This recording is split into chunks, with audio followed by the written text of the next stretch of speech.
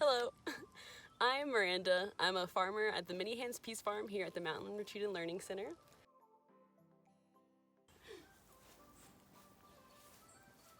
So this is the food forest, and it was originally a black locust forest, and it had other wild things growing in there like goldenrod and other things.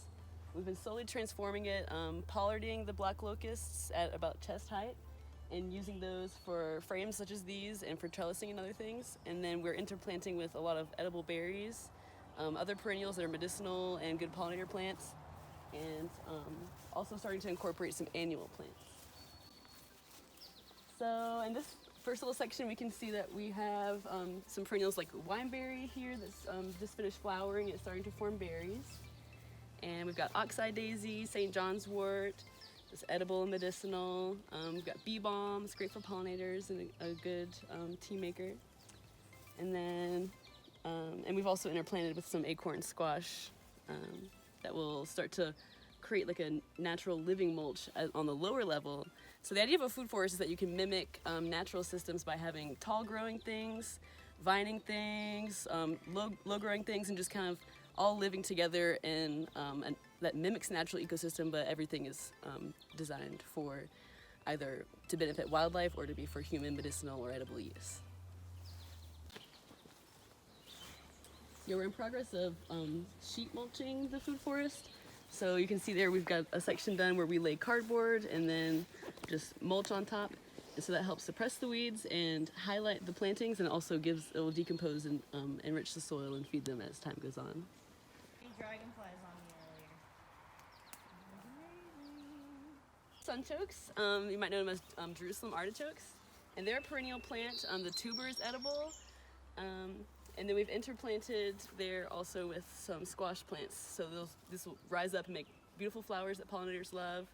Tuber is edible in the fall, and then in the meantime we'll have annual squash growing amongst it.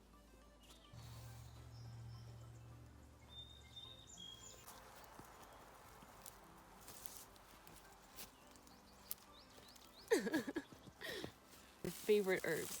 Calendula is a flower that loves the summertime, and it's got a really resinous material here around the calyx on the bottom of the flower. And it's great for healing the skin and nourishing the skin. It's a moisturizer, and it's good to make salves out of it. And during the wintertime, especially because it brings that like energizing summer, invigorating feeling of like sunshine. Sunshine, Papa! Like sunflower heads always face the sun.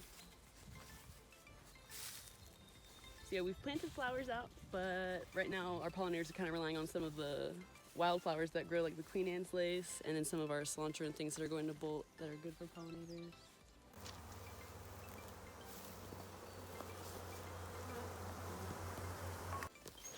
So there are a lot of things that grow in the garden that some folks might consider weeds, but they're actually edible or sometimes medicinal, so it's awesome. And we can leave them, and they're companions, and they don't even really disturb the plants that you're trying to grow. So here we have baby kale, baby cucumbers, baby tomatoes, but we have a really nice lamb's quarter, and he's an early spring green that is very similar to spinach, and it's high in nutrients.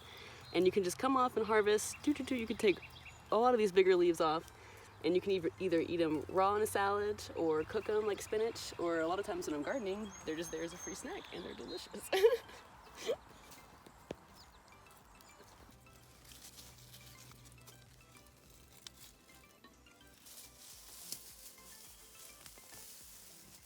To go to seed, things that you usually eat for leaves will start to become like bitter because they're putting their energy into seeds. But a lot of things like cilantro are good for pollinators still because they make their flowers, and the tiny pollinators that are beneficial insects that can not only help pollinate but sometimes also help balance the pest population, so they can outcompete / even sometimes consume the pest insects.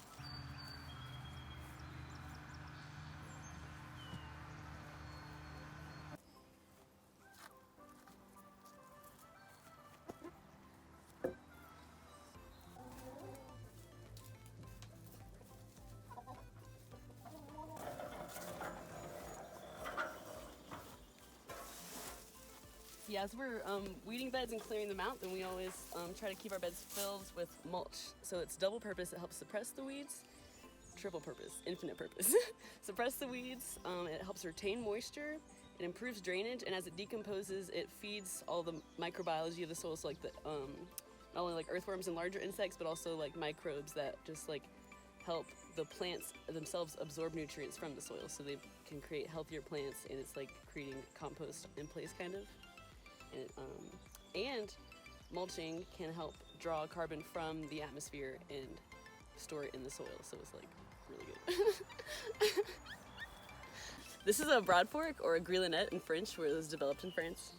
And it's like a manual method of tilling, so when you till mechanically, like industrial agriculture is really common, it totally inverts all the soil and disturbs all the soil structures, and it leads to greater erosion, and it's not as great for soil health. But this is a manual method that provides the same benefits of tilling, such as aeration and loosening of the soil, and it allows you to pull whatever weeds or roots that may be in there, but it doesn't invert it or totally like grind up the soil, so it's still able to continue building and becoming healthy.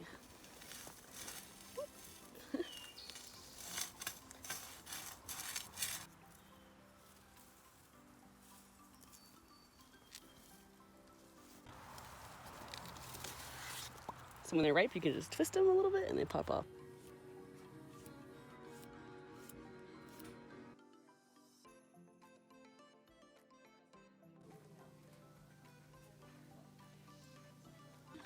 Let's do it, let's do it, let's do it. Dinner. I'm so awkward. Should we say grace? Should we all hold hands? Dig in. Cheers. Cheers. Thank you for cooking and growing and picking and being adorable people. Here, watch this. Get it. I can't use that for this. Why not? Hi, I'm like, why do I like this? It's okay. Just calm down, lady.